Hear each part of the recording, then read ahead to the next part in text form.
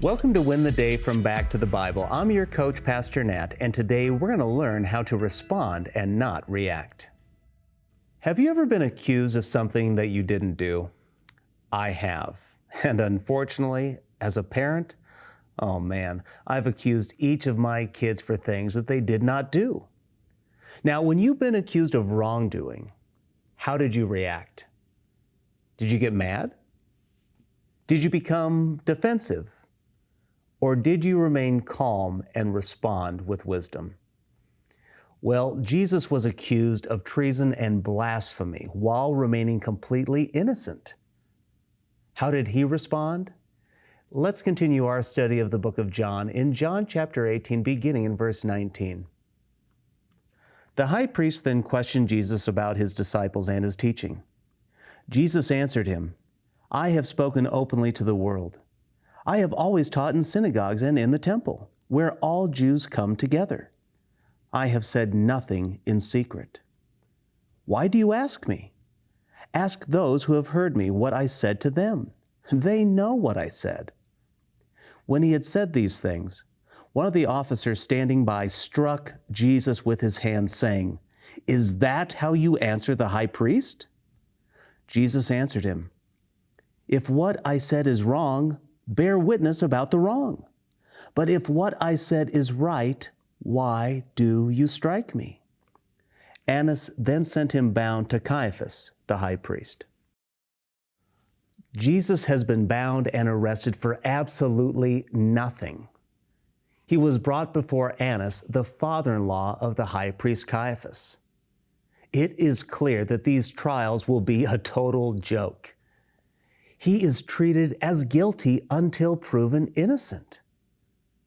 You may remember from chapter 11 that Caiaphas declared Jesus must die. And so here is their process to carry out that goal. Having nothing to accuse Jesus of, the high priest tries to incriminate Jesus by asking about his disciples and his teaching. But Jesus is too smart for him. He knows what is transpiring, and he knows that it is illegal. So he says, "Hey, go and get some witnesses. Bring back some evidence." But there is no evidence. They have no witnesses. One of the officers can see how embarrassing Jesus' response is. He knows Jesus is right. So what does he do? He hits Jesus in the face. This too was illegal. To strike a prisoner who was not accused with a crime was illegal. This happened to Paul in Acts chapter 23. And what was Paul's response?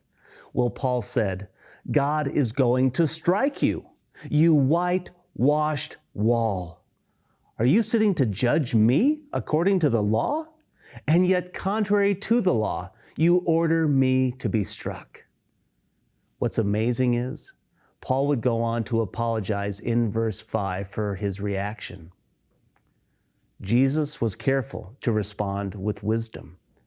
It was, as Peter said in 1 Peter chapter 2, when he was reviled, he did not revile in return. When he suffered, he did not threaten, but continued entrusting himself to him who judges justly. He remained calm.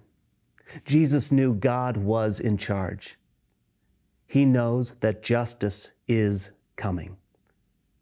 But what was happening must transpire.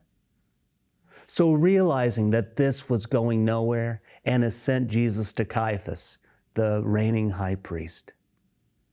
It's hard to believe what we've just read. Jesus, God in the flesh, who knew no sin, would willingly be wronged and accused for our sins. It's hard to read and it's hard to watch. It's painful to see this man who had done no wrong be hit and abused for us. May we seriously consider Jesus' great love for us and his composure in the face of great evil and injustice.